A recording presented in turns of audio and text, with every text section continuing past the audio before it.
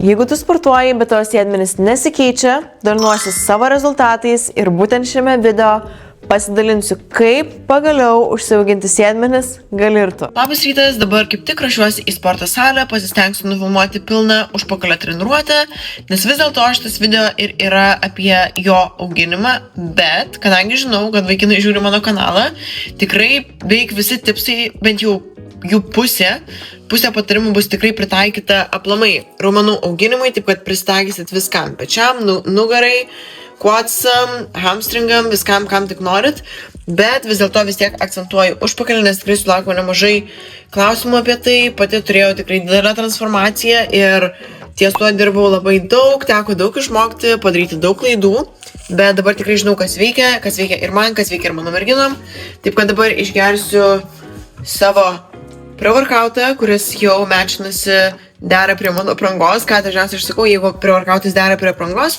vadinasi, treniruotė bus gera, tai va, tikiuosi kojas ir užpakalį šiandien pakankinti neblogai, nors prieš porą dienų turėjau pakankamai stiprią treniruotę, tai išėsim, gal šiandien bus truputėlį lengvesnė, bet kuriuo atveju pasistengsiu pafilmuoti ir viskas, užtenka man kalbėti, ruošiamės į salę, išgersiu dar proteino, čia aišku, to aš jums parodysiu, kiek aš jų turiu ir kokį skonį šiandien. Tai va, čia mano visi raw nutrition, aišku, dar daugiau ten turiu dar viršui, žodžiu, proteinų karalystė.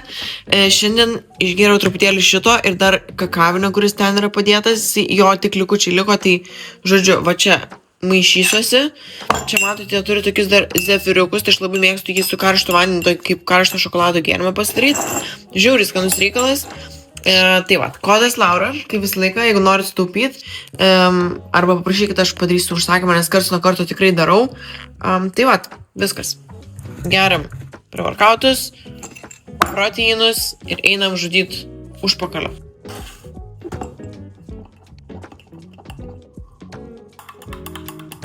Man atrodo, aš vėl šiandien bėna salėj, nes žiauriai anksti. Ir dabar gailiuosi, kad pamiršau pasiimti mikrofoną. Būtų buvę žymiai geriau, nes turiu mikrofoną ir... Fuck.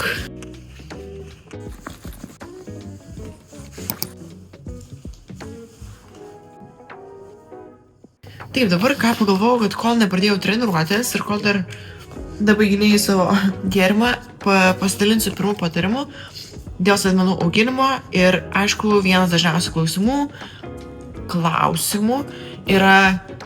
Kaip dažnai turėčiau treniruoti sėdmenis, kad jie augtų geriausiai.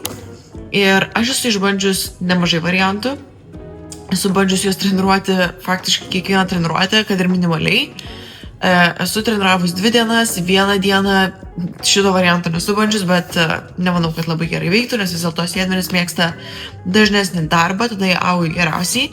Ir kas man pasiteisino labiausiai, tai yra 3 kartai per savaitę, bet tas irgi turi būti labai protinga, nes jeigu treniruotės bus labai ilgos, labai intensyvios, daug pratimų ir dar treniruosis sėdmenis dažnai, tai jie tikrai neaugs. Jeigu treniruojat sėdmenis dažniau, pavyzdžiui, 3 kartus per savaitę, tada ir pratimų turi būti šiek tiek mažiau, ir serijų turi būti mažiau, jos turi būti, aišku, efektyvios, kokybiškos, su dideliais svoriais, tai čia relativu, bet jums dideliais svoriais, kad tikrai raumeniui būtų šioks toks iššūkis. Ir tada, aišku, per laiką didinam svorius, čia viskas vėliau pasakosiu apie tai, bet dabar pats pagrindinis dalykas, tai kaip dažnai. Tai atsakau, 3 kartai man yra pats tas, kada jie ir atsistato, ir auga gerai, ir krūva užtenka, ir, žodžiu, jaučiuosi geriausiai. Vėlgi, nereikėtų treniruoti sėdmenų 2 dienas iš eilės, tai tarkim, net jeigu pat yra vienas iš tokių dalykų, ko irgi žmonės prisibijo, tai pavyzdžiui, jeigu man skauda raumenį, vadinasi, aš netreniruosiu, tarsi palauksiu ir treniruosiu sėdmenis vėliau.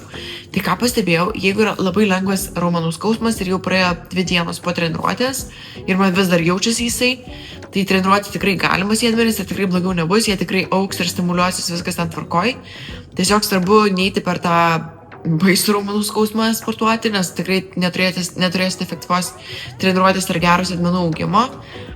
Ir vėlgi, nereikėtų eiti sekančią dieną treniruoti sėdmenų, vadinasi 2 dienas iš eilės tikrai to nedarom.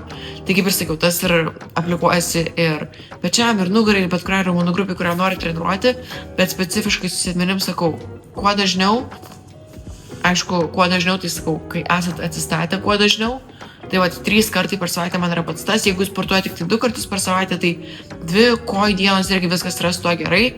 Bet jeigu turit galimybę 3 kartus, tai manau tikrai pabandykit, ypač jeigu šiuo metu nematot gerų rezultatų, tai gali viską pakeisti į gerą pusę. Tai va, cheers, išgeriu, užtenka kalbėti, nes išnaudosiu visą energiją treniruotės. Ir taip šiandien nesijaučiu labai tvirta, nes vakar sėdėjau kirpyklui labai ilgai ir praleidau valgymą, kas yra blogai. Tai va, nepraleidinėkit valgymų, nes tas labai atsiliepia ir jėgoms, ir, aišku, atsistatymui. Tai va, tai tikiuosi, kad šiandien galėsiu pakankamai stipriai pasitreniruoti, bet žiūrėsim, kaip bus. Ir viskas, aš žiauriai daug plepu. Man atrodo dėl to, nes tiesiog pre-workoutas suveikinėja. Cheers. Ir dar žinot kodėl? Nes naudojusi tą progą, kad čia nėra žmonių, bent jau man taip atrodo. Nors praeitą kartą atrodo, kalbėjau ir po to supratau, kad kažkas klausėsi. Nu, tai, žinau, sporto klubas vieša vieta, negaliu tikėtis, bet dėl to ir einu labai anksti, kad galėčiau bent šiek tiek pafilmuoti ir pabūti šiek tiek viena, I guess, žodžiu, viskas. Kai pradedu nusišnekėti, reikia išjungti. Tai reiškia, kad man tiesiog nereikia pradėti filmuoti, nes aš visą laiką nusišneku. Supratau, kodėl aš ant tiek daug šneku, nes čia yra Super Energy. Čia viskas pagal Chris Bumsteadą, nes jisai šiek tiek švapluoja. Tai Super Energy, tai va turiu Super Energy. Tada kas čia dar? Insane Pump. Kas čia dar? Focus. Super Energy, Insane Pump and Focus. Which, again, aš nesijaučiu, kad esu labai sufokusavus, bet treniruočio metu tas pasijaučia, kol kas, tai sakau, visiškai išsiblaškimas max. Va, net daiktus visus sumiečiau, nu žodžiu.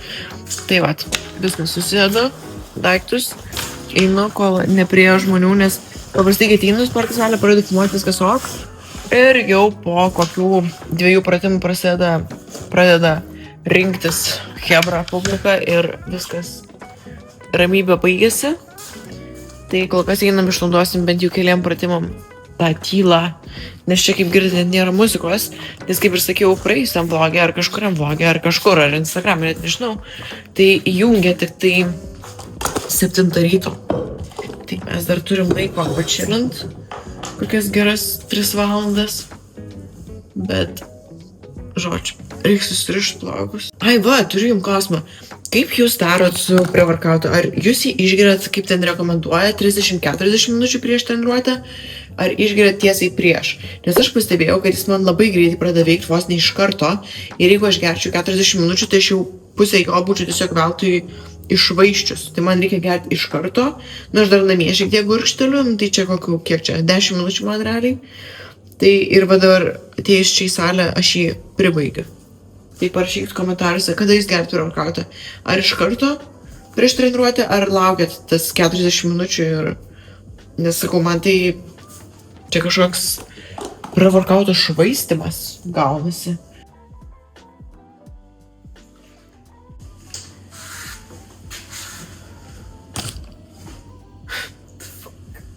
Gerai, aš visiškas nesąmonės darau.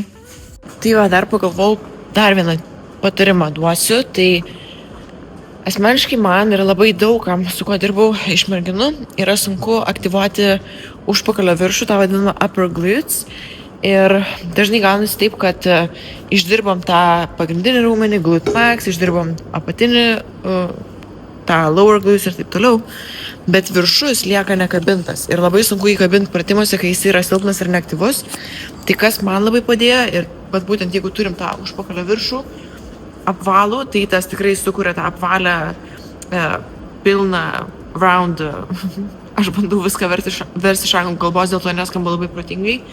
Bet žodžiu, jeigu norim gerų sėdmenų, tai tikrai reikia užpakalio viršaus, jis jau atiduoda tą tokią upper shelf, tą tokį apvalumą. Žinote, apie ką kalbu. Tai va, todėl, ką aš darau, aš dabar specialiai aktyvuoju viršų, ypač prieš eidama į pagrindinius pratimus, kaip dubens kėlimai ir taip toliau. Tai ką aš mėgstu padaryti, aš mėgstu įtraukti tokį side hip abduction, kurį gali daryti ir namuose netgi, aktyvuojantis sėdmenis, blebo, kaip aš nieko nematau.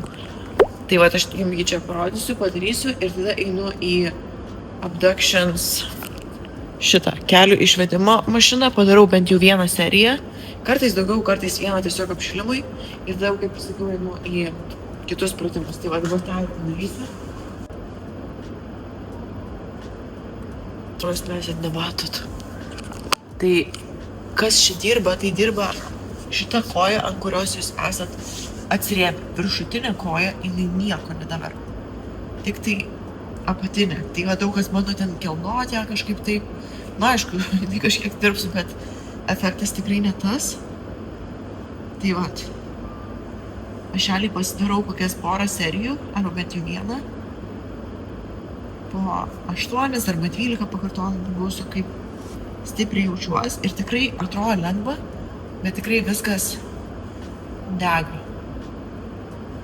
Dar plius sakau, šiandien tikrai nesijaučiu labai stipri.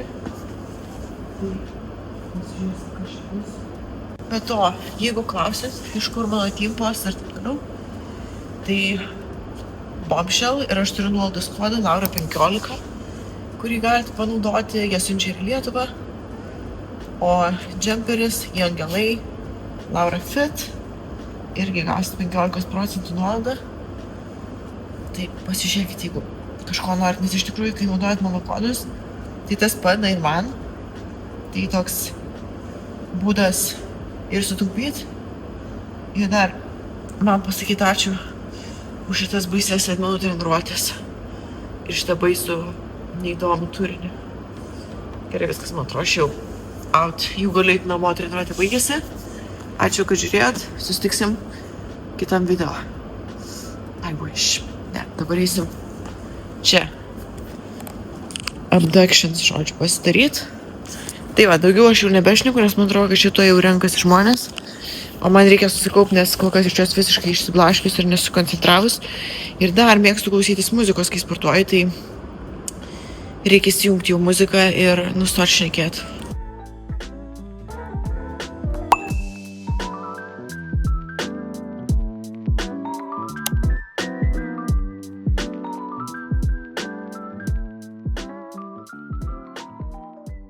Gerai, žodžiu, mini apšilimas padarytas. Dabar kitas dalykas, ką būtinai darau, tai pradedu, aišku, treniruoti nuo stipriausių pratimų, kur reikia daugiausiai jėgos. Tai šiandien mano pasirinkimas yra įtupsiai atgal nuo pakilos, žiauriai geras pratimas, žiauriai gerai veikia, žiauriai dega ir žiauriai sunkus. Tai, žodžiu, jį padarysiu ir tada greičiausiai dubens kelimus ten padarysiu, jeigu rasiu pufą, nes matau, kad jis taip pavogtas kažkur. Nu, pažiūrėsim, bet dabar viskas. Daugiau nebekalbu, nes tikrai labai sunku koncentruotis ir tuoj prarasiu pumpą, kurį tik ką susikūriau. Bet vėlgi, apie pumpą jo nereikėtų vien tik tai vaikytis. Jeigu jums dega sėdmenis, tai nebūtinai reiškia, kad jie auga. Ir vėliau paaiškinsiu, kodėl. Vienas iš esminių dalykų padėjusių man transformuoti sėdmenis būtent ir buvo darbas viena koja, vadinasi, aš į savo treniruotes nuosekliai pastoviai įtraukiu daugiau pratimų, kurie būtent yra viena koja. Tai va, tarkim, čia dariau įtupsus atgal, smite, vienas mano mėgstamiausių pratimų, vėlgi labai mėgstu bulgariškus, nusilenkimus viena koja. Tas iš tikrųjų labai svarbu, nes tas padeda mums kovoti su disbalansais, ypač kai jie yra ryškesni. Taip pat stiprinti abi pusės to lygiai, nes mes vis tiek linkę kompensuoti iš stipresniosios pusės, tai tikrai labai didelį skirtumą treniruotėms man davė ir jėgai, ir progresui, ir raumenynui. Tai va tikrai nepamirškite treniruoti kojų ir atskirai po vieną. Dabar kitas dalykas, ką irgi labai stengiuosi treniruočių metu daryti, dar vienas tipsas, tai vis tiek orientuojasi tai, kad per laiką mano svoriai keliami didėtų ir netgi treniruojantis, dažniausiai pirmą seriją aš padarau su lengvesniu svoriu, apšylu ir tada paprastai kiekvienai serijai, ar bent jau kas antrai, priklausomai nuo to, kiek aš jų darau, aš vis pridedinėju svorio ir taip duodu šiokį tokį iššūkį raumenynui ir stengiuosi, kad, kaip ir minėjau, per laiką tas svoris vis didėtų, kas irgi rodo, kad raumenys auga. Ir dar vienas patarimas, ko prisibijo dauguma merginų, tai treniruoti kojas, vadinasi tiek dvigalvį, tiek keturgalvį, atrodo mes norim tik tai užpakalio, bet aš jums galiu pasakyti iš patirties, kad gero gražaus užpakalio tikrai neturėsit, jeigu neturėsit stiprių, tvirtų kojų, kas labai svarbu. Tai vėlgi nereiškia, kad dvigalvį treniruotėm reikia skirti labai daug laiko, ar ten keturgalvį labai stipriai kankinti, bet šioks toks balansas jūsų treniruotėse vis tiek turėtų būti, nes, kaip ir sakiau, be stiprių kojų neturėsit stipraus užpakalio ir progresuoti bus praktiškai neįmanoma, ypač jeigu darysit tik tai izoliacinius pratimus, o mums iš tiesų reikia bazės. Tai čia irgi vienas iš esminių dalykų. Taip pat fun fact, kad vienas iš didelių ilgamžiškumo faktorių būtent ir yra, kiek stiprios mūsų kojas. Tai va tikrai nepraleiskit kojų treniruočių, netreniruokite vien tik tai užpakalio ir aš pažadu, rezultatai bus žymiai geresni.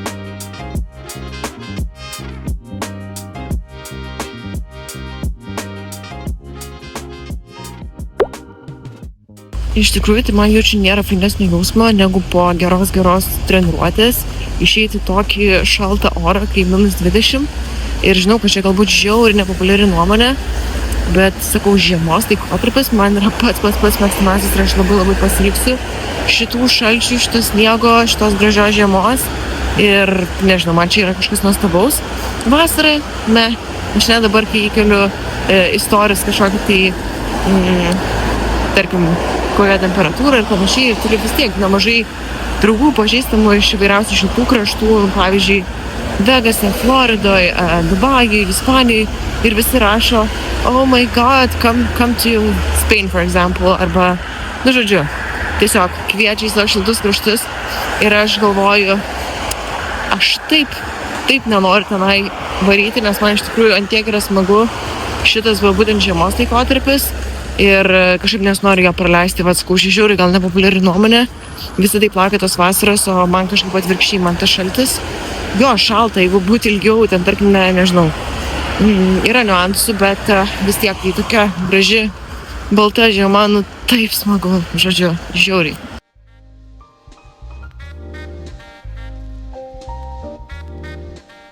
Tai ką, susitinkam jau kitoj vietoj, ant grindų, namuose, aišku, aš tik ką po treniruotės, tai neturiu daug laiko pavalgyti, ar čia gulėti ant grindų. Kodėl aš guliu ant grindų, tai nusprendžiu dar šiek tiek prasitempti, nes sporto salėje to padaryti nespėjau, labai skubėjau, nes galvojau, kad vėluosiu pravesti trepkės, nes 10 turiu dar treniruotę, pravesti merginai savo, tai žodžiu, gavosi taip, kad paskubėjau ir dar šiek tiek turiu laiko, tai nusprendžiu truputį prasitampyti, nes šiaip, ką pabrėšiu, irgi vienas iš tipsų, kaip užsiauginti geresnius sėdmenis, tai neskipinkit tempimo pratimų. Nes būtent taip jūs tampat lankstesni, ištempiat raumenį. Šitą man atrodo minėjau anksčiau, bet kai mes stipriai sportuojam su svoriais ir jie yra dideli, ir jeigu mes neskiriam laiko atsistatymui, tempimams, raumens pratempimui, mes pradedam medėti, tampa labai sunku ir treniruočių metu, nes prasideda visokie skausmai. Pavyzdžiui, aš taip ir išsiugdžiau savo visų šitų klubų skausmus, žodžiu, aišku, jie dabar jau susitvarkė, bet tiesiog nedariau visiškai tempimo pratimų, stipriai sportavau, raumuo antiek tapo įsitempęs, prasidėjo visokios overkompensacijos, žodžiu, ant nugaros, ant dvigalvio, ant ypač šitų pilvo preso apatinių raumenų, žodžiu, visiška overkompensacija ir nebuvo tinkamos apkrovos būtent sėdmenims ir aš stebėjausi, kodėl man jie neauga. O aš visas susisukus, nelankstinu, žodžiu, tai būtinai nepraskipinkit, nedarykit mano klaidos. Tai žodžiu, valiojamės ant grindų ir darom. Žodžiu, pat iš savęs juokiuosi. Šiaip, kaip gerai iš tikrųjų, bet jaučiuosi tokia, tikrai pakankamai stipriai padariau trepkę, bet nieko šiandien labai intensyvaus, vien todėl, nes, sakau, turėjau labai stipriai treniruotę 2 dienas prieš ir šiandien buvo tokie daugiau pradirbimui, daugiau vieną koją, žodžiu, viską paaiškinsiu vėliau, kodėl būtent taip sportuoju, kodėl taip darau. Ir dabar eisiu valgyti ir pabrėžiu, kad jūs sėdmenų neturėsit, jeigu nevalgysit užtektinai. Maistas, kalorijos yra labai svarbu ir valgyti pakankamai yra labai svarbu, jeigu norit užsiauginti raumenį ir jis tikrai neužaugs stipriai sportuojant, bet neskiriant būtent laiko ar pastangų gaminant, valgant švariai, nes labai svarbu yra, kad ne tik valgytume pakankamai kalorijų, bet tos kalorijos būtų kokybiškų maistų. Vėlgi, aš pabrėžiu, galit surinkti tą patį kaloražą, tarkim, užsibrėžėt suvalgyti, 3000 kalorijų, tą patį kaloražą galit surinkti švarių maistų ir visiškų džankų, picą, hamburgeris ir panašiai. Rezultatų tokio paties tikrai nebus, net jeigu tiek pat yra kalorijų, viskas nėra taip paprasta kaip tik tai kalorijos, ką irgi žmonės galvoja, svarbiausia skaičiuosiu kalorijas, ne. Labai svarbu yra maisto kokybė, mikro, makro elementai, angliavandeniai, baltymai, riebalai, viskas turi būti labai subalansuota ir tik jums, bet kokiu atveju norint auginti raumenį, vis tiek angliavandenių turit suvartoti nemažai. Tas yra labai labai svarbu ir riebalus jau reguliuokitės pagal save, pagal savo savijautą, jeigu esate sveiki hormoniškai, hormonė sveikata yra sveika, tai pavyzdžiui, moterim turit reguliarų ciklą ir taip toliau. Nu, žodžiu, neišsiplėsiu dabar per daug, bet tiesiog pagrindinis niuansas, nepamirškit valgyti ir valgyti švariai, pakankamai nesidėtinti raumenukų auginimo metu, nes jeigu norit, nerekomenduoju tą daryti dietos metu.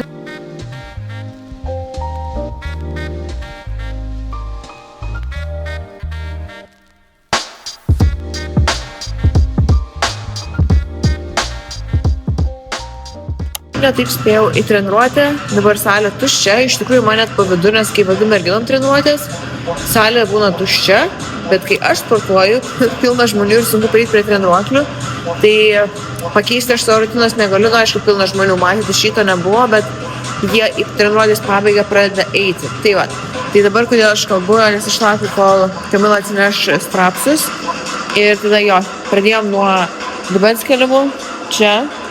Ir darom supersetą su nusilenkimais. Čia tai bus matyt, šiandien šiek tiek intensyvesnį treniruotę, dažniausiai dirbam ties vienu pratimu ir tik tada einam prie kito, bet šiandien darysim truputėlį intensyvesnį reikalą, pasižiūrėsim, nes nejaučiasi visai gerai, dabar kaip tik pasveiko, tai reikia išnaudoti. Tai va, o vėliau, kadangi visi šito video tema ir yra sėdmenis, duosiu dar šiek tiek patarimų, net galbūt iš to, ką šiandien darėm. Taip.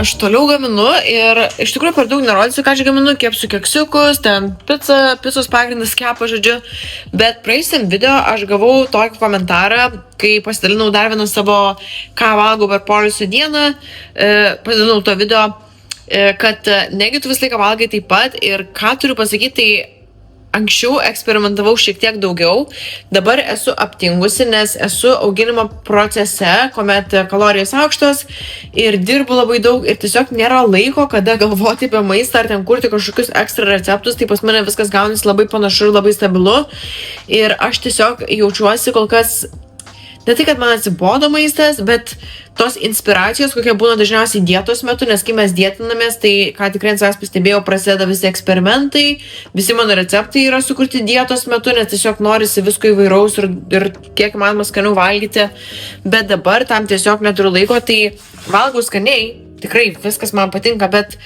gal ne tiek įvairiai. Tai vat toks vienas iš auginimo aspektų, ką pastebėjau, sakau, kai auginu, tai maisto įvairovė sumažėja, kai ryškinuosi maisto norisi kuo įvairesnio, daugiau ir skirtingo, tai galite vėlgi pakomentuoti, kaip yra jums, nes aš tai jaučiu labai didelį skirtumą.